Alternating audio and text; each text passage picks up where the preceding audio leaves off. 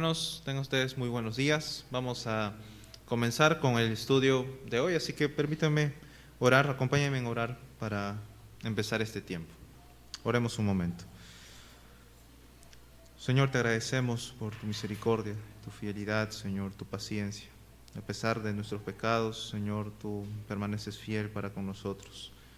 Y todo ello solamente por medio de Jesucristo, quien murió por nuestros pecados en esa cruz, Señor. Te agradecemos, Señor, por todo lo que haces por nosotros, aún no mereciendo nada de ti, Señor. Gracias, amado Dios. Te pedimos que bendigas, Señor, este tiempo de estudio, que nos puedas ayudar, puedas abrir nuestra mente, nuestro corazón, para entender las verdades de tu palabra, Señor. Gracias, Señor, por todo esto y bendice, Señor, este tiempo. Te lo pedimos en el nombre de nuestro Señor Jesucristo. Amén. Hermanos, acompáñenme al libro de Lucas, capítulo 16. Lucas, capítulo 16.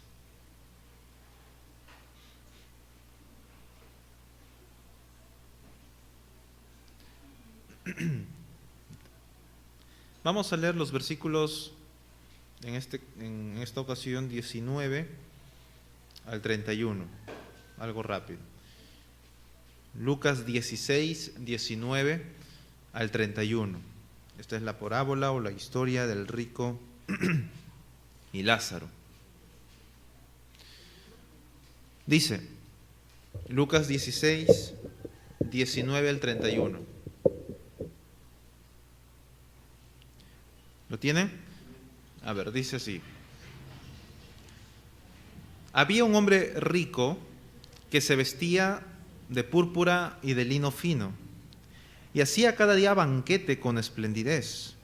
Había también un mendigo llamado Lázaro, que estaba echado a la puerta de aquel, lleno de llagas, y ansiaba saciarse de las migajas que caían de la mesa del rico. Y aun los perros venían y le lamían las llagas.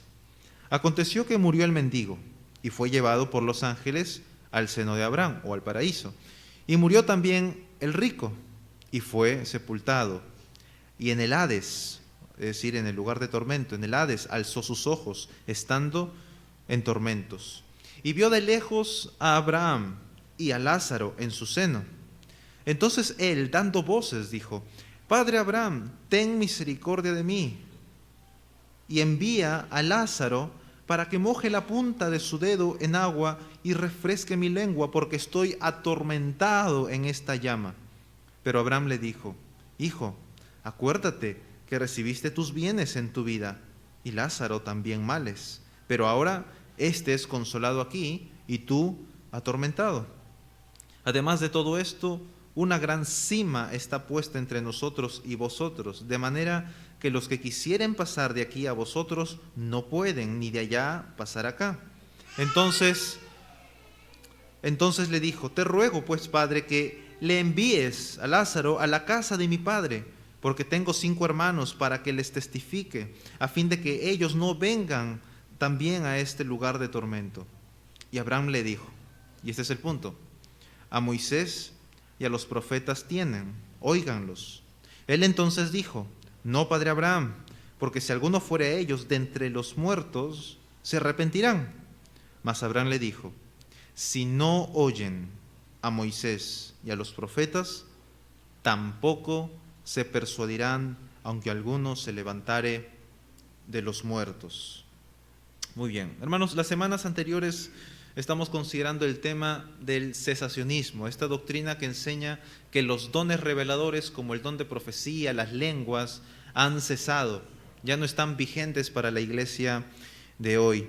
Y en todas estas semanas estamos considerando los 6 argumentos a favor del cesacionismo.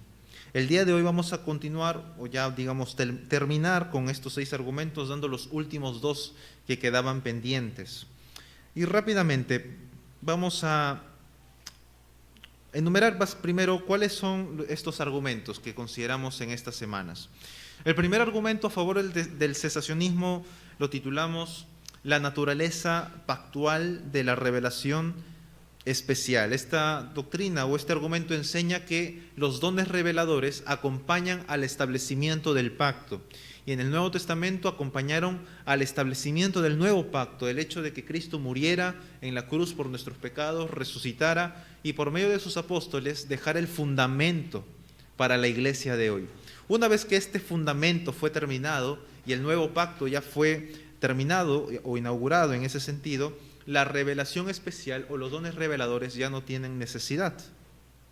El segundo argumento fue la función fundamental de los dones reveladores, ¿no? Aquí consideramos cada don, el don de milagros, el don de profecía, el don de lenguas, e identificamos cuál es la función particular de cada uno, ¿no? De cada uno. El tercer argumento que vimos la semana pasada es el argumento de la cascada, ¿no? El argumento de la cascada. Una cascada es como una catarata, ¿no? Donde la fuente principal o todo lo que cae, digamos, hacia abajo, depende de la fuente principal que está por encima. Y decíamos que el argumento de la cascada indica que hay un don principal, un don principal del cual todos los demás dones dependen. Y una vez que el don principal cesa, automáticamente o por necesidad, todos los dones deben también cesar, ¿no?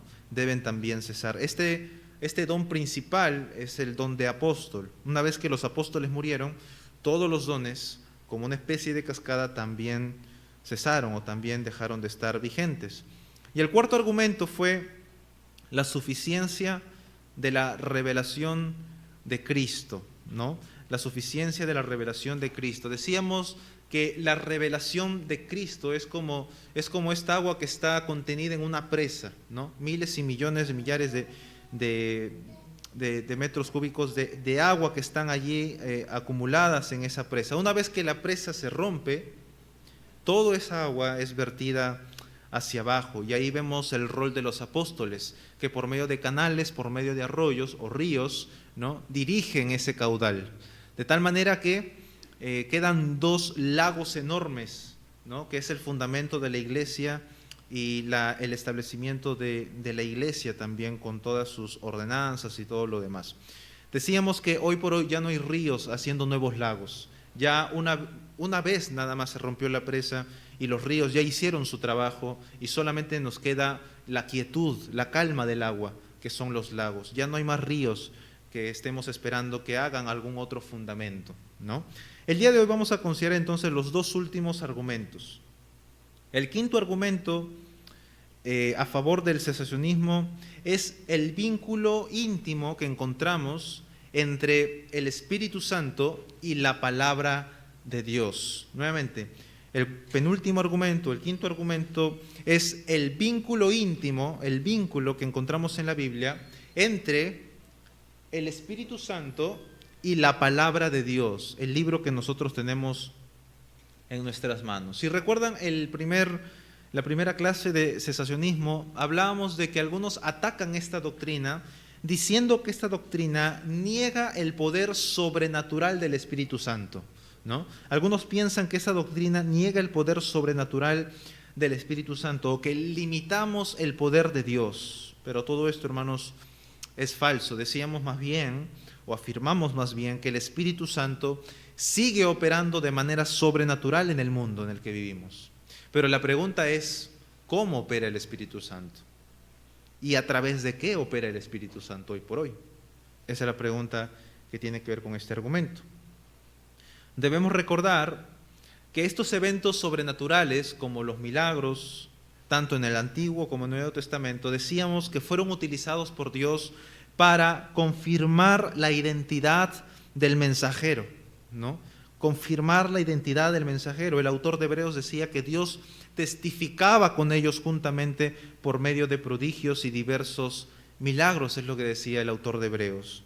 Es decir, hermanos, cuando el Evangelio era predicado, cuando los apóstoles predicaban, cuando Cristo predicaba el Evangelio, los milagros y los dones reveladores respaldaban el Evangelio que estaba siendo predicado por medio de ellos, ¿no? Los milagros acompañaban este anuncio, ¿no? Noten esta conexión en el libro de Hechos. Acompáñame a Hechos capítulo 14. Hechos 14. versículo 3.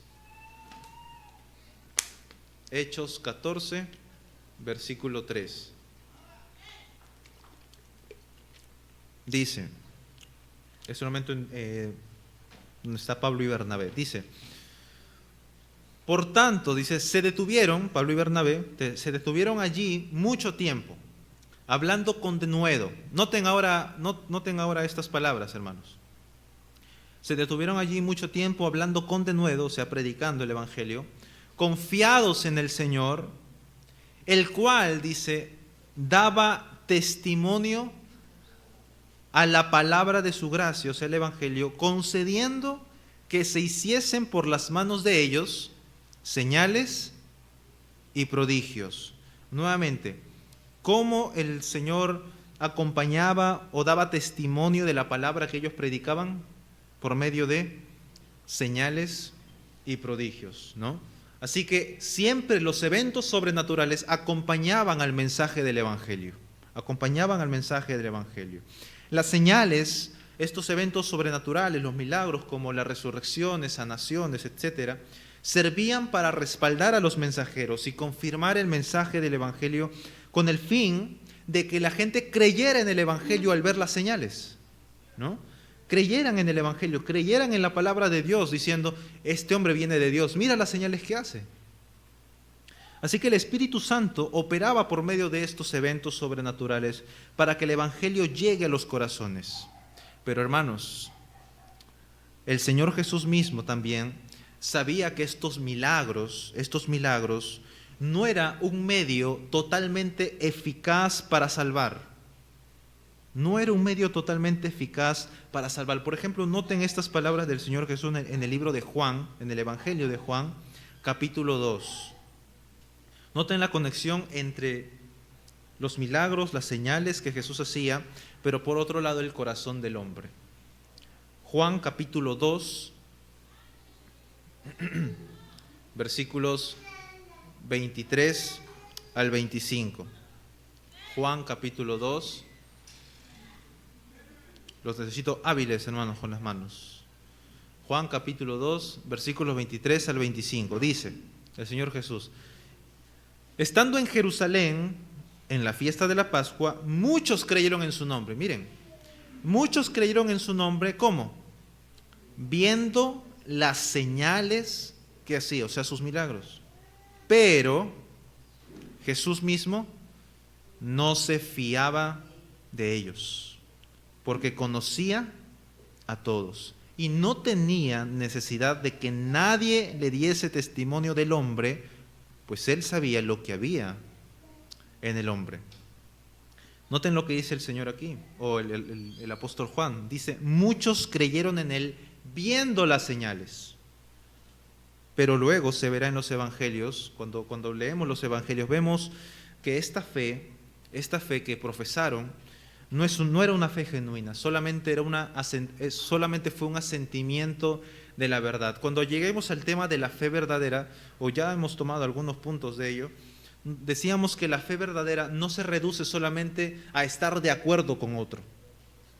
Por ejemplo, muchas personas creen que verdaderamente Cristo es Dios y que Cristo vino a salvar a los pecadores.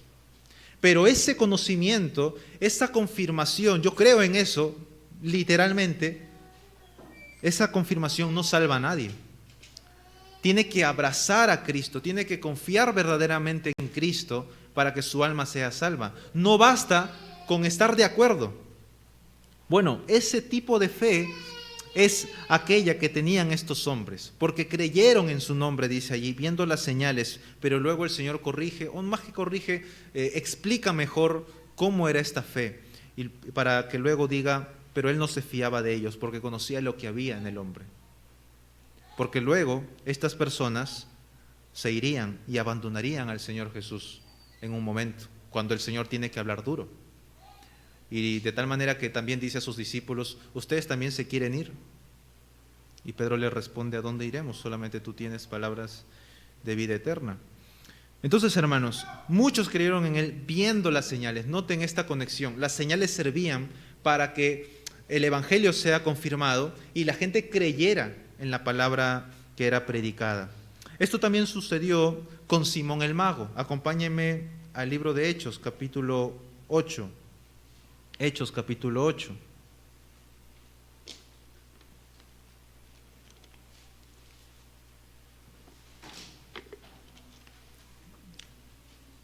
Hechos, capítulo 8. Ágiles, hermanos, con sus manos. Hechos, capítulo 8, versículos 12 y 13. Dice: pero cuando creyeron a Felipe, o sea, Felipe estaba predicando en Samaria, cuando creyeron a Felipe, que anunciaba el evangelio del reino de Dios y el nombre de Jesucristo, se bautizaban hombres y mujeres. También creyó, dice, Simón mismo, Simón el Mago. Y habiéndose bautizado incluso, estaba siempre con Felipe. Noten estas palabras ahora. Y viendo las señales y grandes milagros que se hacían, estaba atónito. Muy bien, lo primero que tenemos que darnos cuenta aquí, nuevamente voy a reiterar esto porque es un punto importante, las señales y los milagros siempre están acompañando al mensaje del Evangelio. ¿Ven? Siempre está acompañando el mensaje del Evangelio. Hermanos, noten aquí que Simón, dice la Escritura, quedó atónito al ver las señales y grandes milagros. Y no tenemos duda que Simón pudo verdaderamente creer, nuevamente por confirmar la verdad, no una fe verdadera, sino confirmando la verdad, él pudo creer en el Evangelio por ver estas señales, por ver estos milagros, ¿no? Por ver estos milagros. Así que Simón queda impresionado, dice, queda atónito por estas señales y que por ellas creyó en el Evangelio e incluso se bautiza Simón. Pero luego leamos el versículo 18. Dice el versículo 18. Cuando vio Simón, dice, que por la imposición de las manos de los apóstoles se daba el Espíritu Santo, les ofreció dinero, diciendo: dadme también a mí este poder, para que cualquiera a quien yo impusiere las manos reciba el Espíritu Santo. Luego vemos cómo Pedro le dice que se arrepienta porque su corazón era malo delante de Dios. Hermanos, noten esto importante, y este es el punto. A pesar de que Simón verdaderamente creyó, pero solamente confirmando la verdad, sin ser una fe verdadera, e incluso se bautizó, su corazón estaba apartado de Cristo, porque aún tenía un corazón que amaba el dinero. Luego Pedro tiene que reprenderle. Noten el versículo 21 al 23. Dice Pedro: no tienes tú parte ni suerte en este asunto, porque tu corazón no es recto delante de Dios. Arrepiéntete pues de esta tu maldad y ruega a Dios si quizá te sea perdonado el pensamiento de tu corazón, porque en hiel de amargura y en prisión de maldad veo que estás. Prácticamente Pedro le está diciendo con estas palabras: tú no eres de los nuestros, tú no eres un cristiano. A pesar de confirmar que Cristo verdaderamente es el Mesías, a pesar de bautizarte, tú no eres cristiano. ¿Y cómo se evidenció eso? Por el pensamiento de su corazón, ¿no? Por el pensamiento de su corazón. Por lo tanto, hermanos, ¿cuál es el punto de todo esto? Si bien los milagros eran utilizados por Dios para confirmar la verdad y para que la gente, viendo las señales, confíen en la palabra del Evangelio, estos milagros no eran para nada un medio eficaz para salvar. Porque vemos en las personas que el Señor Jesús predicó y vemos en Simón el Mago que estas señales y milagros solamente para algunas personas como ellos, no para todos, claro, pero para algunas personas solamente era motivo de impresionarse, pero no verdaderamente para salvar. Por lo tanto, hermanos, en vista que los apóstoles no iban a durar para siempre, era necesario dejar por escrito el fundamento de la iglesia. Pero este fundamento de la iglesia sí debía ser eficaz para salvar, a comparación de los milagros, ¿no? El Espíritu Santo utilizaría este fundamento para salvar al pecador. Así es como encontramos entonces ahora el vínculo íntimo entre la palabra de Dios y el Espíritu Santo. El mismo Espíritu que actuó en los apóstoles sobrenaturalmente por medio de milagros y eventos sobrenaturales, sigue obrando hoy a través de sus escritos, a través de la palabra de Dios. Pero estos escritos, hermanos, a diferencia de los milagros, son verdaderamente eficaces para llevar a las personas a la salvación. Por eso leímos el capítulo 16 de Lucas. Vayan nuevamente al libro de Lucas, capítulo 16.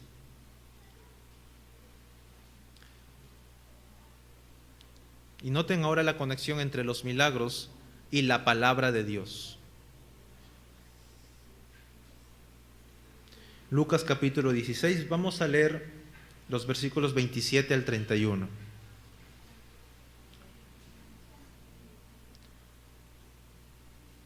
Dice el rico, en el versículo 27, dice el rico. Entonces, dice, él dijo, te ruego pues, Padre, a Abraham, que lo envíes a la casa de mi padre, porque tengo 5 hermanos, de modo que él los prevenga para que ellos no vengan también a este lugar de tormento. Pero Abraham dijo, noten, ellos tienen a Moisés y a los profetas, que los oigan a ellos. Y el rico contestó, no, padre Abraham, sino que si alguien va a ellos de entre los muertos, se arrepentirán. Pero Abraham le contestó, si no escuchan a Moisés y a los profetas, tampoco se persuadirán si alguien se levanta de entre los muertos. Hermanos, noten esta declaración importante. El rico pide que Lázaro resucite para que vaya a predicar a sus 5 hermanos del rico. Y Abraham le dice, ahí tienen a Moisés y a los profetas. ¿Qué está diciendo aquí el padre Abraham? Literalmente está diciendo, allí tienen las escrituras, ¿no? Allí tienen las escrituras. Este dicho, Moisés y los profetas, es una forma de llamar a las escrituras del Antiguo Testamento, ¿no? Allí tienen a Moisés y a los profetas. Pero el rico insiste diciendo que ellos, o sea, sus hermanos, no van a creer a menos que alguno se levante de los muertos. Es decir, el rico está pidiendo a Abraham que vaya Lázaro, que vean este evento sobrenatural de la resurrección para que sus 5 hermanos crean. Pero Abraham le responde diciendo, si no escuchan a Moisés y a los profetas, tampoco se van a persuadir, aun si alguien se levantara de los muertos. Hermanos, el Señor Jesús revela aquí con claridad que el poder de salvación no se encuentra en los milagros, ni siquiera en ser testigo de la resurrección de alguien. Ni siquiera en ello. Claramente, Abraham está diciendo, así Lázaro resucite y vaya a predicar, ellos no van a persuadirse a menos que escuchen a Moisés y a los profetas, o a menos que crean en la palabra de Dios. Y para nosotros es una aplicación directa a la palabra escrita del Antiguo y Nuevo Testamento. A menos que crean en esta palabra que predica el Evangelio, no van a creer así alguien se levante de los muertos. Así alguien se levante de los muertos. Hermanos, por medio de la palabra de Dios, solamente por medio de la palabra de Dios, el Espíritu Santo convence de pecado, el Espíritu Santo salva, el Espíritu Santo santifica y consuela al pueblo de Dios. De ningún don, de ningún milagro se dice que el Espíritu utiliza para estos propósitos. ¿Notan la centralidad que debe tener la palabra de Dios en medio de la iglesia? Y ven lo absurdo, lo pecaminoso, que en muchas iglesias se dé lugar a dones, revelaciones, profecías, lenguas y todo tipo de eventos para llenar gente y lamentablemente muchos de ellos llenar bolsillos y dejar a un lado la palabra de Dios. Hermanos, si no creen a Moisés y a los profetas, en vano son esos eventos sobrenaturales. En vano son esos eventos espectaculares a los ojos de la gente. Hermanos, la palabra de Dios debe ser central en una iglesia. ¿Notan? Por lo tanto, hermanos, si el propósito de Dios es salvar, si el propósito de Dios para nosotros es santificar, es edificar al pueblo de Dios, ¿cuál es la utilidad de los dones ahora? No hay utilidad. Por ello mismo, este argumento indica que en vista que el Espíritu Santo solamente utiliza su palabra que inspiró, la palabra de Dios para salvar, para consolar al pueblo de Dios, no hay necesidad de dones. Porque no se nos da ninguna promesa que por medio de dones Dios va a edificar o el Espíritu Santo va a edificar al pueblo de Dios, ni mucho menos salvará a alguien por medio de dones. No podemos ver o no podemos pensar que porque alguien está de repente profetizando algo o está hablando en lenguas, una persona nueva que viene aquí va a creer en el Evangelio. No, porque claramente el Señor Jesús está diciendo, si no escuchan a Moisés y a los profetas, no se persuadirán así alguien se levante de los muertos. Hermanos, la palabra de Dios es central. Debe ser predicada solamente la palabra de Dios. Pablo dijo en Romanos 10:17, así que la fe es por el oír y el oír por la palabra de Dios. La fe viene por la palabra de Dios o por escuchar, por estar expuesta a la palabra de Dios. No vemos que Pablo esté hablando de milagros, ni de dones. Pablo no dice que la fe viene por experiencias sobrenaturales, no viene por ello. La fe no viene por experiencias sobrenaturales. Y lamentablemente, nuevamente, en muchas iglesias se da mucha prioridad a experiencias y experiencias sobrenaturales, cuando la fe viene por el oír y el oír por la palabra de Dios. Hermanos, el instrumento principal de Dios para salvar es su palabra predicada, nada más. Por eso la palabra debe ser central en una iglesia. Y los dones no tienen lugar, hermanos. No tienen lugar porque no se nos promete ser santificados por medio de dones. El Señor Jesús oró diciendo, santifícalos en tu verdad. Tu palabra es la verdad. Noten finalmente el libro de Hebreos capítulo 4, verso 12. Yo creo que se la saben de memoria. Dice, porque la palabra de Dios es viva y eficaz y más cortante que toda espada de dos filos, y penetra hasta partir el alma y el espíritu, las coyunturas y los tuétanos, y discierne los pensamientos y las intenciones del corazón. ¿Quién hace todo eso? La palabra de Dios, que es viva y eficaz. Hermanos, los milagros actuaron externamente. Como vimos allí, los milagros no fueron el instrumento donde el Espíritu utilizó para llegar al corazón y transformar, no. Porque muchos creyeron en el Evangelio viendo las señales, pero luego se evidencia que su corazón verdaderamente estaba apartado. Pero ¿cuál es el medio eficaz que utilizó el Espíritu Santo para salvar? La palabra de Dios, que es viva y eficaz. Los milagros actuaron externamente, pero la palabra de Dios penetra el corazón. La palabra de Dios discierne pensamientos y transforma la vida.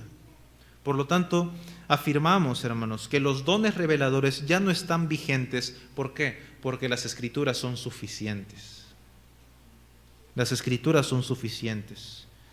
De tal manera que Dios por ellas lleva a cabo sus propósitos para salvar y edificar a la iglesia. De la misma manera podemos preguntarnos, hermanos, yo les pregunto, ¿por qué ya no es necesario ir al templo de Israel a adorar? ¿Por qué ya no es necesario ir al templo de Israel para adorar, como lo hacía en el Antiguo Testamento? Sencillo, hermanos, porque vino lo mejor, porque vino el templo encarnado, porque vino el Señor Jesucristo. El templo sirvió para los israelitas temporalmente, porque aún no tenían la plenitud del templo. Del mismo modo, hermanos, los dones y milagros sirvieron temporalmente, porque todavía no llegaba la plenitud de los dones o la plenitud de la revelación, que es la palabra escrita.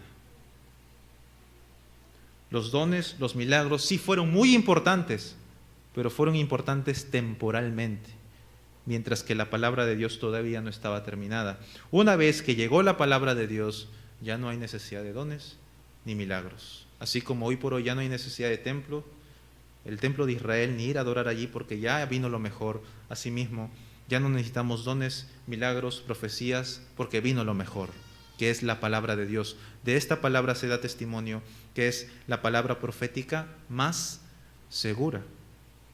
Noten estas palabras de Joel Bick, y dice, el tabernáculo y el templo edificaban al antiguo pueblo hebreo de Dios, pero con la venida de Cristo, tales edificios ya no eran necesarios.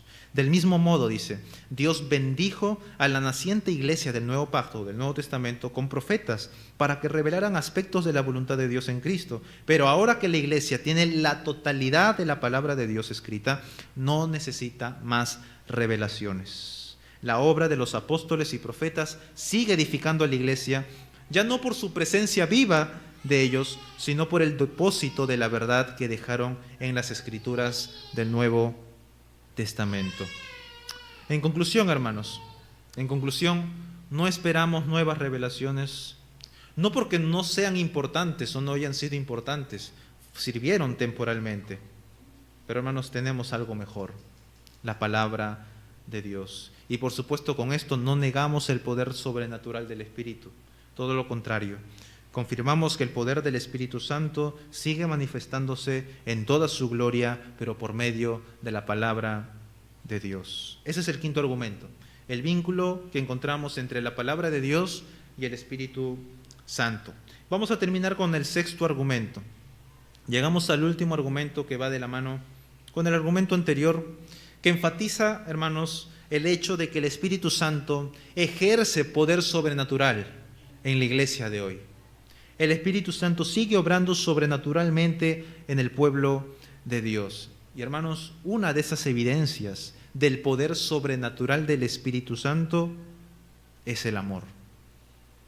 Es el amor. Este argumento, o el argumento a favor del cesacionismo, en este último argumento, es la superioridad del amor por encima, claro, de los dones reveladores. Para ello quisiera que me acompañen a 1 Corintios capítulo 13. 1 Corintios capítulo 13.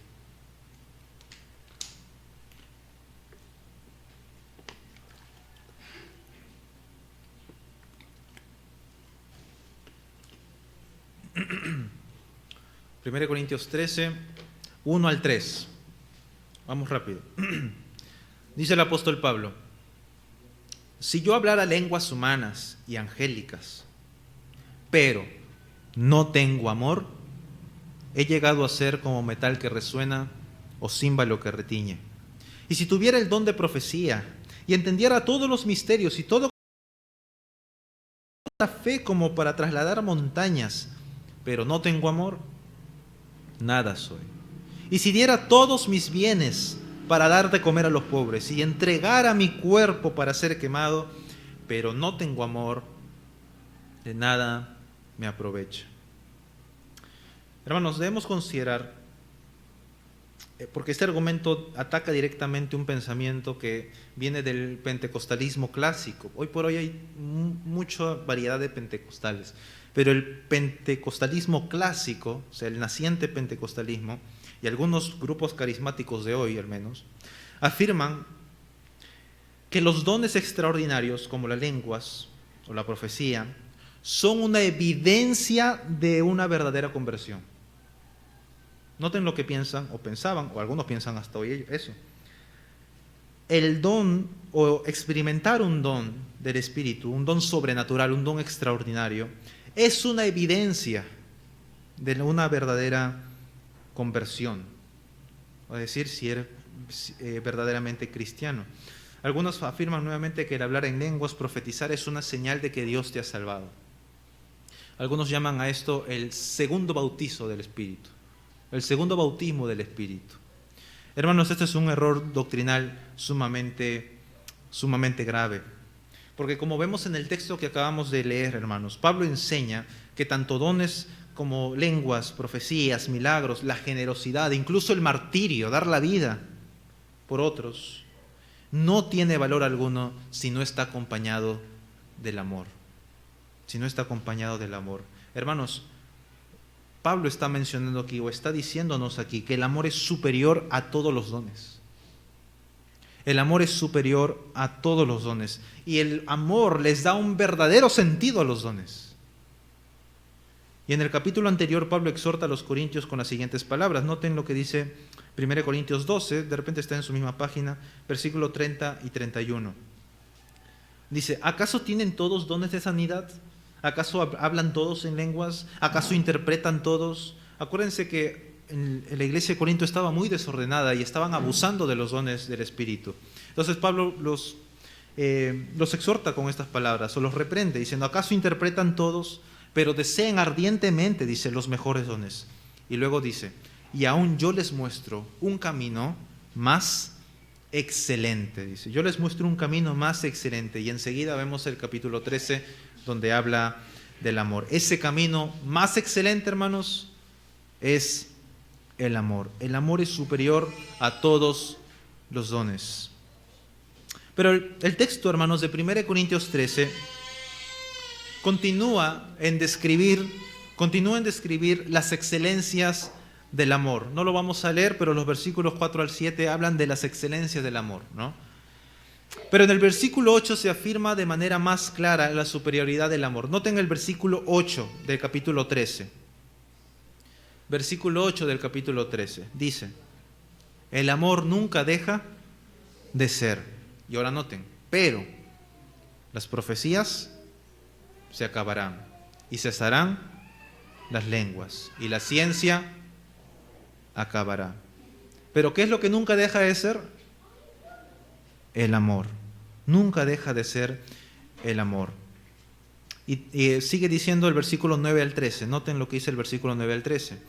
Porque en parte conocemos y en parte profetizamos. Mas cuando venga lo perfecto, entonces lo que es en parte se acabará. Cuando yo era niño, hablaba como niño, pensaba como niño, juzgaba como niño. Mas cuando ya fui hombre, dejé lo que era de niño. Ahora vemos por espejo, oscuramente, mas entonces veremos cara a cara.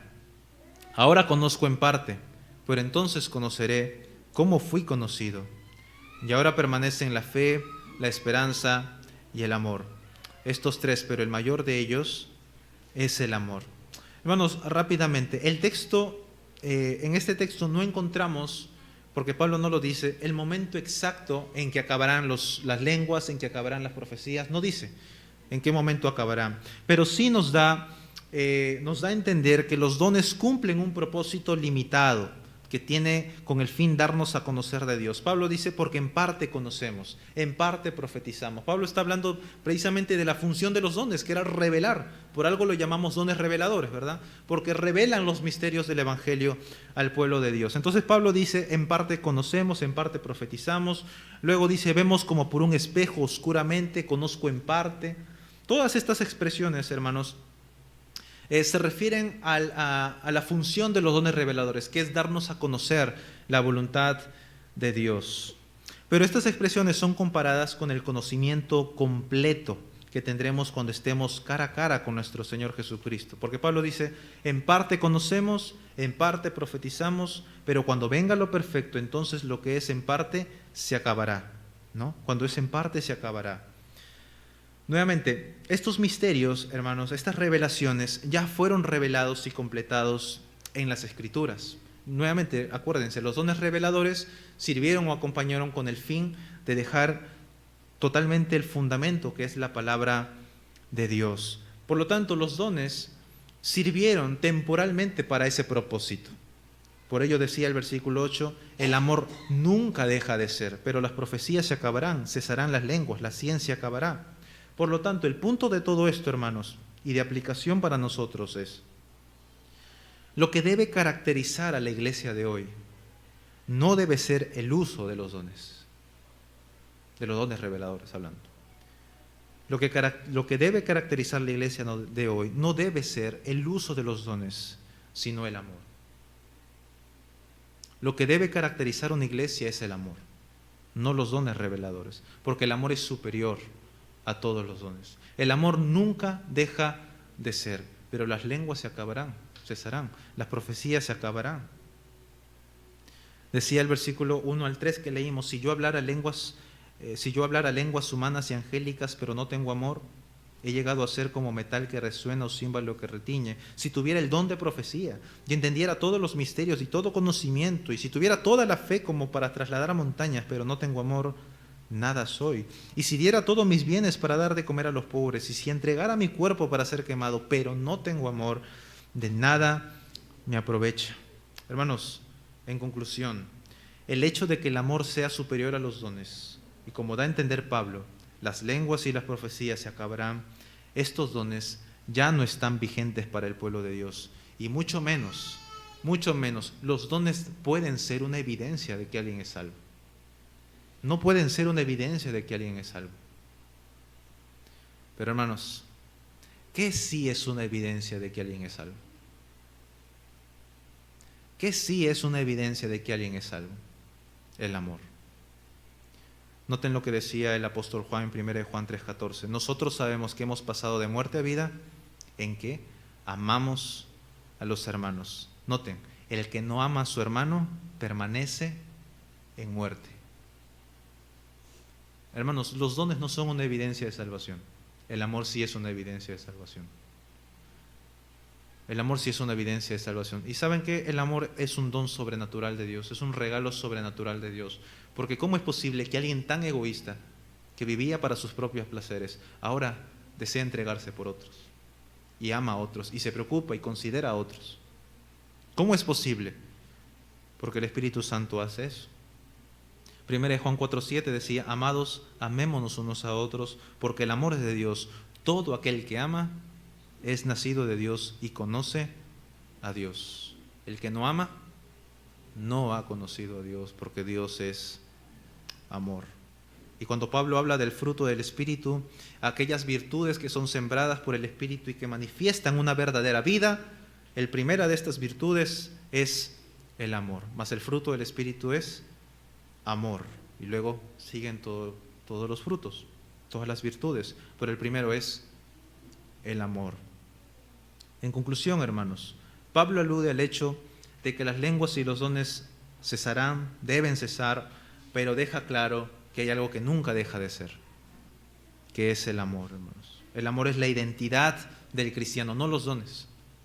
Los dones no es la identidad del cristiano. Lo que se debe predicar desde el púlpito es el amor, precisamente. Y no como en otras iglesias, donde nuevamente se da énfasis a las profecías, a las lenguas, y no les importa si se aman unos a otros. La verdadera virtud, o la virtud principal que debe sobresalir en una iglesia, debe ser el amor y no los dones. Debe ser el amor. Una iglesia debe estar preocupada y debe caracterizarse por su amor verdadero por Dios y por el amor unos con otros, porque esto es lo que realmente permanece. El Señor Jesucristo dijo: en esto conocerán que sois mis discípulos, en que se amen los unos a los otros, como yo los he amado. No hay ninguna expresión que se diga lo mismo de algún don, de milagros. No, hermanos, el amor. Por lo tanto, primero dijimos que la palabra de Dios debe ser central en una iglesia, pero la virtud principal que debe estar presente en una iglesia es el amor. Los dones sirvieron para revelar en parte los misterios del Evangelio, y esas revelaciones ya quedaron terminadas y registradas en las Escrituras, por lo que ahora ya no necesitamos dones reveladores, sino necesitamos amor, aquello que perdurará hasta el día en que estemos cara a cara con el Señor Jesucristo.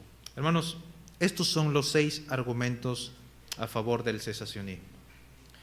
Así que esto igual queda grabado, igual lo voy a dejar ahí por escrito lo que hemos estudiado.